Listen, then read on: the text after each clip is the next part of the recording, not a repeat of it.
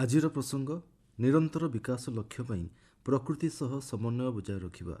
ଆଲେଖ୍ୟ ଆଞ୍ଚଳିକ ସମ୍ବାଦ ବିଭାଗ ଉପସ୍ଥାପନାରେ ମୁଁ ସତ୍ୟ ରଞ୍ଜନ ମହାପାତ୍ର। ଜଳବାୟୁ ପରିବର୍ତ୍ତନର କୁପ୍ରଭାବ, ପ୍ରାକୃତିକ ବିପର୍ଯ୍ୟୟ, ସହରୀକରଣର ପ୍ରଭାବ, ବନାଗ୍ନିର ପ୍ରାଦୁର୍ଭାବ, ଖଣି ଖନନ ଯୋଗୁଁ ପରିବେଶ ପ୍ରଦୂଷଣ ଆଦି କୁପ୍ରଭାବଗୁଡ଼ିକ ସମ୍ପର୍କରେ ସଚେତନତା ବୃଦ୍ଧି ଲକ୍ଷ୍ୟ ନେଇ ଆଜି ଆନ୍ତର୍ଜାତିକ ଜୈବ ବିବିଧତା ଦିବସ ପାଳନ କରାଯାଉଛି। 2006 ମସିହାରୁ ପ୍ରତ୍ୟେକ ବର୍ଷ ଏହି ଦିବସ ପାଳିତ ହୋଇଆସୁଛି। ଚଳିତ ବର୍ଷର ବାର୍ତ୍ତା ରହିଛି ନିରନ୍ତର ବିକାଶ ଲକ୍ଷ୍ୟ ପାଇଁ ପ୍ରକୃତି ସହ ସମନ୍ୱୟ ବଜାୟ ରଖିବା। ଜୈବ ବିବିଧତା ଲକ୍ଷ୍ୟ ହାସଲ ପାଇଁ ନିରନ୍ତର ବିକାଶ ଏବଂ ଏ ଦିଗରେ ପ୍ରୟାସକୁ ଜାରି ରଖିବା ଉପରେ ଚଳିତ ବର୍ଷର ବାର୍ତ୍ତା ସୂଚାଇଥାଏ। ଜୀବଜଗତକୁ ଅକ୍ଷୁର୍ଣ୍ଣ ରଖିବାର ଆବଶ୍ୟକତା, ଏହାର ସଂରକ୍ଷଣ ଏବଂ ଅଗ୍ରାଧିକାର ଭିତ୍ତିରେ ସମୁଚିତ ପଦକ୍ଷେପ ଗ୍ରହଣ କରିବା ଏହି ଦିବସ ପାଳନର ମୁଖ୍ୟ ଉଦ୍ଦେଶ୍ୟ। ଜୈବ ବିବିଧତା ବାୟୁମଣ୍ଡଳରେ ଅମ୍ଳଜାନ ଧରିଥାଏ। ଉଦ୍ଭିଦ, ପ୍ରାଣୀ ଏବଂ ଅଣୁଜୀବଗୁଡ଼ିକର ସୁରକ୍ଷା ଦିଗରେ ଜୈବ ବିବିଧତା ବିଶେଷ ଭୂମିକା ଗ୍ରହଣ କରିଥାଏ। ଜଳବାୟୁ ପରିବର୍ତ୍ତନ, ତାପମାତ୍ରା ବୃଦ୍ଧି, ପରିବେଶ ପ୍ରଦୂଷଣ, ବାସୋପଯୋଗୀ ସ୍ଥାନର ଅଭାବ, ଗଛ କଟା ଭଳି ଅନେକ ପ୍ରସଙ୍ଗ ଜୈବ ବିବିଧତା ସୁରକ୍ଷାରେ ବାଧା ସୃଷ୍ଟି କରୁଛି। ଫଳସ୍ୱରୂପ ପ୍ରତ୍ୟେକ ବର୍ଷ କିଛି ପ୍ରାଣୀ ଏବଂ ଉଦ୍ଭିଦ ପୃଥିବୀ ପୃଷ୍ଠରୁ ବିଲୁପ୍ତ ହୋଇଯାଉଛନ୍ତି। ଆଧୁନିକ ସମାଜ ବିକାଶ ପାଇଁ ବର୍ତ୍ତମାନ ଯେଉଁ ସବୁ କାର୍ଯ୍ୟ ଚାଲିଛି ତାକୁ ନିରୀକ୍ଷଣ କଲେ ଜଣାପଡ଼େ ପରିବେଶ ଉନ୍ନତ ହେବା ବଦଳରେ ବିନାଶ ଆଡ଼କୁ ଗତି କରୁଛି।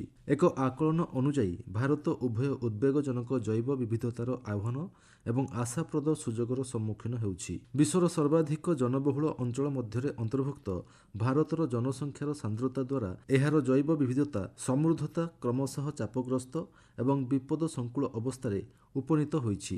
ବର୍ଦ୍ଧିତ ସହରୀକରଣ, ଦ୍ରୁତ ଶିଳ୍ପାୟନ, ଭିତ୍ତିଭୂମି ବିକାଶ ଉଦ୍ଦେଶ୍ୟରେ ଭୂମିର ରୂପାନ୍ତରଣ ଏଭଳି ପରିସ୍ଥିତିର କାରଣ ଭାବେ ଗ୍ରହଣ କରାଯାଉଛି।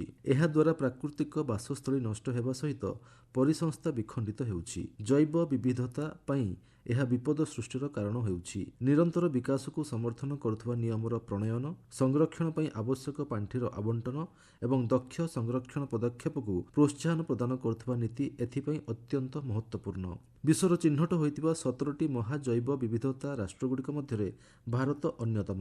ଭାରତର ବିଭିନ୍ନ ପରିବେଶଗତ ଅବସ୍ଥିତିରେ ଜଙ୍ଗଲ, ତୃଣଭୂମି, ଆର୍ଦ୍ରଭୂମି, ମରୁଭୂମି ଏବଂ ଉପକୂଳ ତଥା ସାମୁଦ୍ରିକ ପରିସଂସ୍ଥା ପରି ପ୍ରାକୃତିକ ବାସସ୍ଥଳୀରୁ ବହୁବିଧ ଜାତିର ଉଦ୍ଭିଦ ଏବଂ ଜୀବଜନ୍ତୁ ଉପଲବ୍ଧ ଅଛନ୍ତି। ଏପରିକି ବିଶ୍ୱରେ ଲିପିବଦ୍ଧ ହୋଇଥିବା ଜୀବଜାତିଗୁଡ଼ିକ ମଧ୍ୟରୁ ସ୍ତନ୍ୟପାୟୀ ଜାତିର 8.58%, ପକ୍ଷୀ ଜାତିର 13.66%, ସରୀସୃପ ଜାତିର 7.91%, ଉଭୟଚର ଜାତିର 4.66%, ମତ୍ସ୍ୟ ଜାତିର 11.72%, ଉଦ୍ଭିଦ ଜାତିର 11.8% ଭାରତରେ ରହିଛି। ଅନ୍ୟ ରାଷ୍ଟ୍ରରେ ଏତେ ସଂଖ୍ୟକ ଜୈବ ବିବିଧତା ଉପଲବ୍ଧ ହୁଅନ୍ତି ନାହିଁ। ତେଣୁ ଏହି ବିବିଧତାକୁ ଆମ ଜୀବନ ଏବଂ ପରବର୍ତ୍ତୀ ପିଢ଼ି ପାଇଁ ସଂରକ୍ଷିତ ରଖିବାର ଆବଶ୍ୟକତା ରହିଛି। ଏ ଦିଗରେ ସରକାରଙ୍କ ପକ୍ଷରୁ ବହୁବିଧ ପଦକ୍ଷେପ ଗ୍ରହଣ କରାଯାଇଛି। ସେଗୁଡ଼ିକ ମଧ୍ୟରେ ବନ୍ୟଜନ୍ତୁ ଅଭୟାରଣ୍ୟ, ଜାତୀୟ ଉଦ୍ୟାନ, ସଂରକ୍ଷିତ ଜୈବମଣ୍ଡଳ, ସାମୁଦ୍ରିକ ସଂରକ୍ଷିତ ଅଞ୍ଚଳ ଆଦି ବିଭିନ୍ନ ବର୍ଗରେ 1,500ରୁ ଅଧିକ ସଂରକ୍ଷିତ ଅଞ୍ଚଳ ସ୍ଥାପନ ଅନ୍ତର୍ଭୁକ୍ତ। ଦେଶରେ ପ୍ରକୃତିର ସଂରକ୍ଷଣ ନିମନ୍ତେ ମଧ୍ୟ ଆଇନଗତ ଢାଞ୍ଚା ବେଶ୍ ସୁଦୃଢ଼ ରହିଛି। ସେଗୁଡ଼ିକ ମଧ୍ୟରେ ବନ୍ୟଜନ୍ତୁ ସୁରକ୍ଷା ଆଇନ, ଜଙ୍ଗଲ ସଂରକ୍ଷଣ ଆଇନ, ପରିବେଶ ସୁରକ୍ଷା ଆଇନ ଏବଂ ଜୈବ ବିବିଧତା ଆଇନ ଅନ୍ତର୍ଭୁକ୍ତ। ଏହି ଆଇନଗୁଡ଼ିକ ବନ୍ୟଜନ୍ତୁ ଏବଂ ଜଙ୍ଗଲକୁ ପ୍ରଭାବିତ କରୁଥିବା ନକାରାତ୍ମକ କାର୍ଯ୍ୟକଳାପକୁ ନିୟନ୍ତ୍ରଣ କରିବାରେ ପ୍ରମୁଖ ଭୂମିକା ଗ୍ରହଣ କରୁଛି। ଏହି ଆଇନଗୁଡ଼ିକର କାର୍ଯ୍ୟକାରିତା ନେଇ ସମ୍ପୃକ୍ତ ସମ୍ପ୍ରଦାୟକୁ ସାମିଲ କରାଯାଇଛି। ଏହା ଏକ ଦୂରଦୃଷ୍ଟି ସମ୍ପନ୍ନ ପଦକ୍ଷେପ ବୋଲି କୁହାଯାଇପାରେ। ଏହା ମାଧ୍ୟମରେ ଜୈବ ବିବିଧତାକୁ ସଂରକ୍ଷଣ ପ୍ରଦାନ କରିବାରେ ଉଲ୍ଲେଖନୀୟ ସଫଳତା ମିଳୁଛି। ବିଭିନ୍ନ ଅଞ୍ଚଳରେ ଜଙ୍ଗଲ ପରିବେଶ ସୃଷ୍ଟି କରାଯାଇଛି। ସମଗ୍ର ଦେଶରେ ଚାରା ରୋପଣ କାର୍ଯ୍ୟକ୍ରମକୁ ତ୍ୱରାନ୍ୱିତ କରାଯାଇଛି। ଏହାଦ୍ୱାରା ପରିବେଶ ପ୍ରଦୂଷଣ ଏବଂ ଜଳବାୟୁ ପରିବର୍ତ୍ତନ ସଂକ୍ରାନ୍ତ ଆହ୍ୱାନଗୁଡ଼ିକର ମୁକାବିଲା ପାଇଁ ଲକ୍ଷ୍ୟ ରଖାଯାଇଛି।